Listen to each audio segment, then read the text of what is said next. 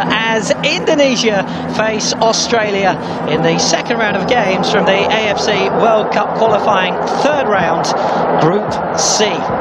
Group C is going to be one of the most competitive groups to grab one of those two automatic qualification spots.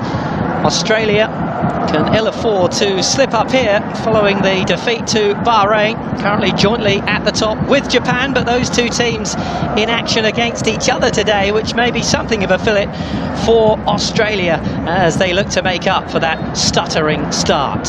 25 degrees centigrade, plenty of humidity around as well. It's going to be a warm night, and it is a packed stadium, a sea of red, as the Jakarta locals look to get behind their national team. And Australia mightily frustrated, having dropped them all at home. Let's not forget, this is a repeat of January's Asian Cup last 16 meeting, which Australia won comfortably by 4-0 in Qatar. It was the first meeting of these two nations for almost 14 years, but now they meet for the second time inside 9 months. Indonesia have only ever won once against the Socceroos in 16 previous attempts, with Australia well on top, winning all 12. Here is the Indonesian coach, Shin Tae-yong of South Korea, who was capped 24 times for his country, and the coach who led Indonesia to their best ever Asian Cup finish, reaching the last 16, as I was just talking about, in Qatar at the turn of the year. Appearance was way back in 1938 as the Dutch East Indies, where they played one game in a straight knockout competition and were beaten 6-0 by Hungary. It's an improving football nation though. They've been as high as 76 in the FIFA rankings, currently at 133.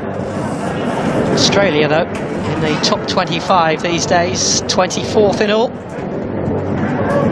Both teams have come through previous rounds. Indonesia had to beat Brunei, which they did comfortably, 12-0 on aggregate in the first round, then runners-up in their second round group behind Iraq, but 4 clear of Vietnam, so comfortably made it through.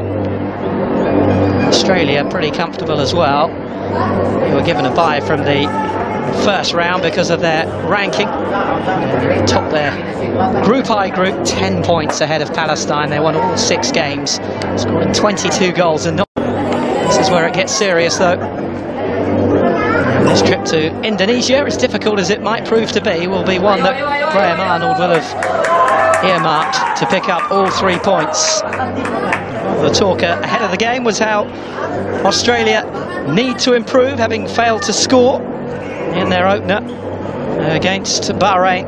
I'd expect to face a low block here, a low block that works so well for Indonesia. Remember Oratman Goen's goal on 19 minutes, putting them ahead in Jeddah before they conceded in first half stoppage time. The second half was a siege, but Indonesia proved that they were up for it, and it really was a fantastic point. So Australia and Saudi Arabia dropping points in the opening round.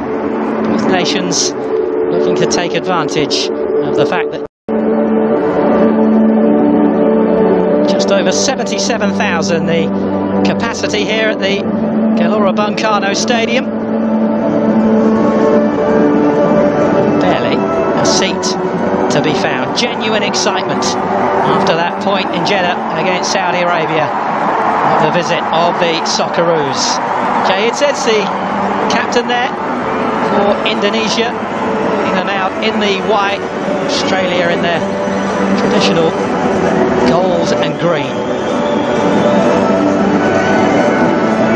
A minute afterwards that they've made life difficult for themselves, losing to Bahrain.